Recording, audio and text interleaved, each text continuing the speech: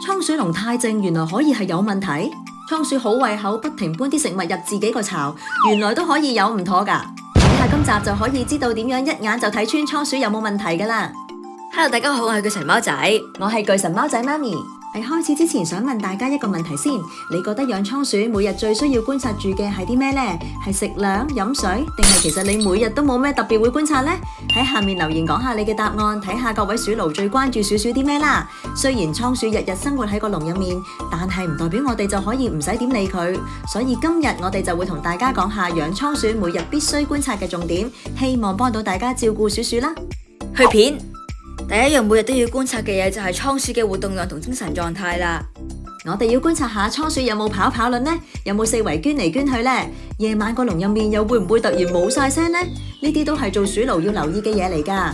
如果你隻鼠本身好活躍，但係突然之間唔跑輪或者四圍喐，咁就要留意下佢有冇事，同埋睇下個跑輪係咪有嘢卡住喐得唔順，又或者會唔會係佢唔中意籠入面個跑輪，要換過另一個啦。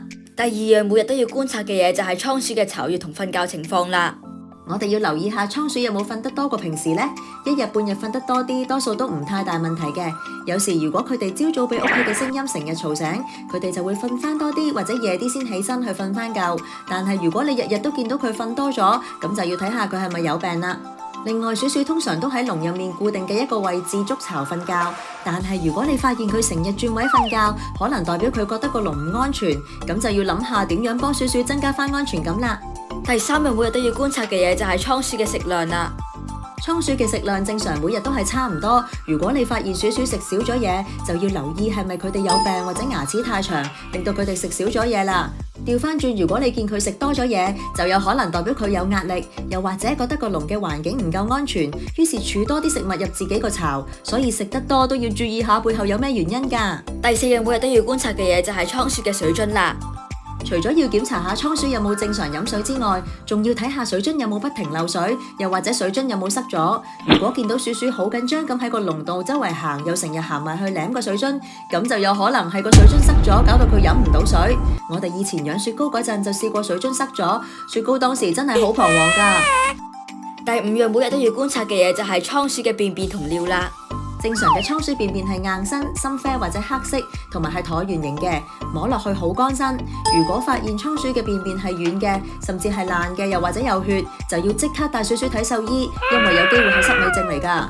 至於正常嘅倉鼠尿係深黃色同埋冇咩臭味嘅，如果聞到鼠啲尿好臭，而佢又冇食過啲咩特別嘢嘅話，咁就最好帶佢去睇獸醫啦。第六樣每日都要觀察嘅嘢就係倉鼠嘅身體狀況啦。首先就可以睇下倉鼠嘅毛毛同皮膚有冇問題先。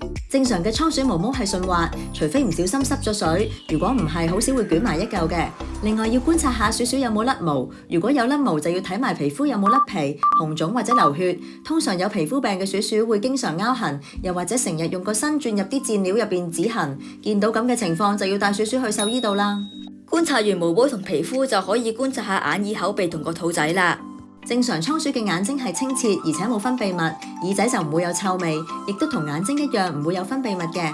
至於個口就主要睇下有冇流口水，流口水好多時代表鼠牙齒過長，而倉鼠個鼻仔正常都唔會有鼻水，鼠亦都好少會打乞嗤。